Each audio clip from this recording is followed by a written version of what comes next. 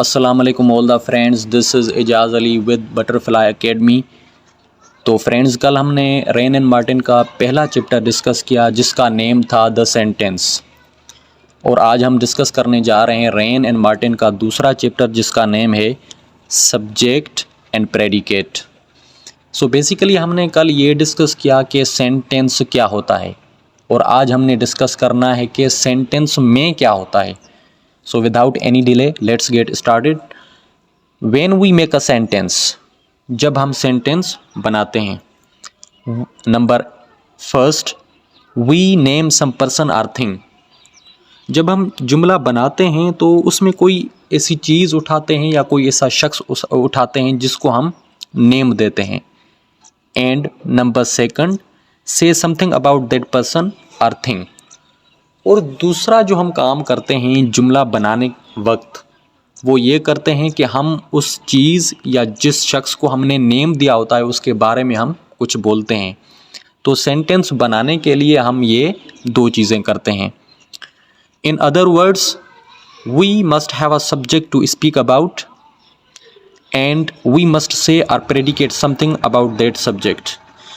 Rain and Martin कह रहा है कि दूसरे अल्फाज में हम ये कह सकते हैं कि हमारे पास एक सब्जेक्ट होना चाहिए, एक चीज़ होनी चाहिए, एक शख्स होना चाहिए जिसके बारे में हम बोलें।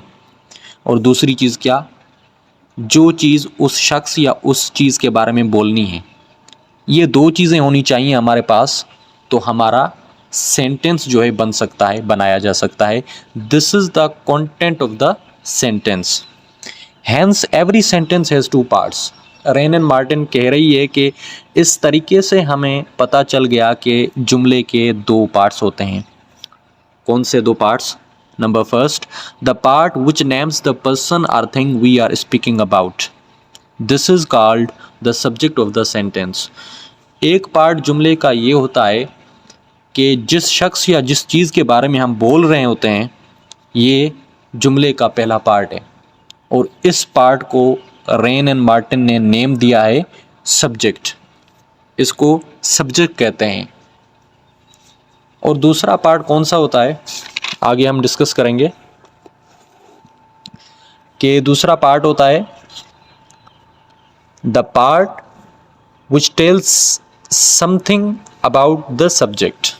ये उसका दूसरा पार्ट है जो उस सब्जेक्ट के बारे में बोला जाए, जिस पार्ट में उस सब्जेक्ट के बारे में बोला जाए उसको कहते हैं जुमले का दूसरा पार्ट, जिसको आगे बताया जा रहा है this is called the predicate of the sentence, और इसको जुमले की प्रेडिकेट कहा जाता है। आगे देखें, the subject of a sentence usually comes first but occasionally it is put after the predicate. कहा जा रहा है कि अमूमन हमने ये देखा है कि जो जुमले में सब्जेक्ट होता है वो उसकी फर्स्ट में लगता है, पहले आता है। लेकिन कह रहा है कि कभी कभार ये भी हो सकता है कि जो जुमले का सब्जेक्ट है वो प्रेडिकेट के बाद में आए, प्रेडिकेट पहले आए और सब्जेक्ट बाद में आए। तो वहाँ पर आपने परेशान नहीं होना है, आपने इस बात को समझ लेना है। जैसे यहाँ पर मिसाल दिया गया है, हेयर कम्स द बस।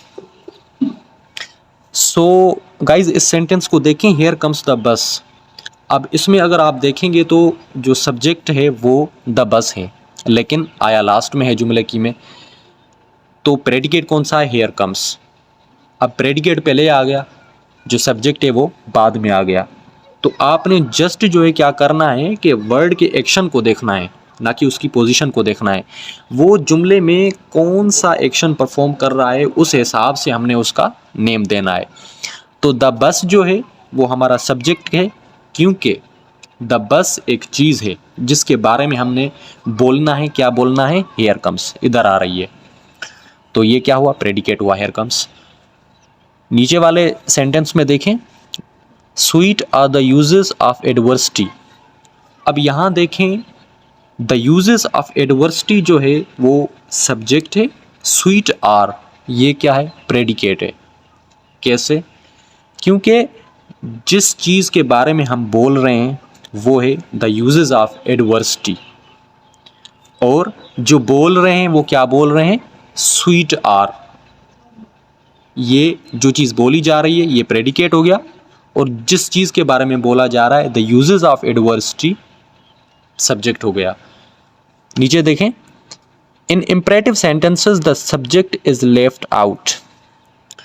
अब यहाँ पर रेन एंड मार्टिन में कहा जा रहा है कि इम्परेटिव सेंटेंसेस जो हम बनाते हैं, yesterday we had discussed it that what are imperative sentences, कि ऐसे सेंटेंस जिसमें कोई कमांड किया गया हो या कोई रिक्वेस्ट या कोई इंट्रीटी।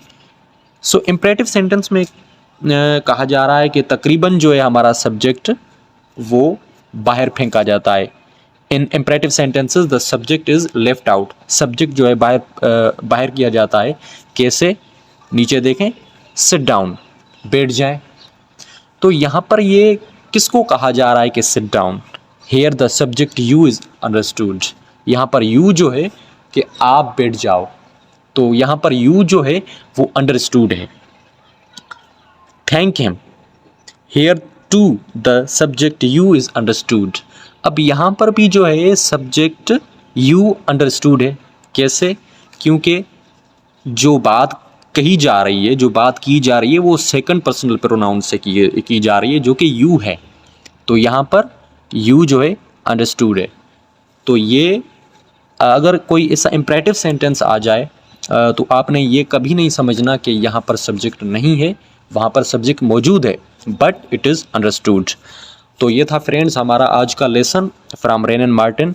तो इंशाल्लाह कल वाली वीडियो में हमने इसकी जो है एक्सरसाइज नंबर 1 जो है इसकी सॉल्व करनी है। इंशाल्लाह सुबह वाली जो है वीडियो में हम एक्सरसाइज नंबर 1 को सॉल्व करना है। तब तक के लिए अल्लाह हाफिज़।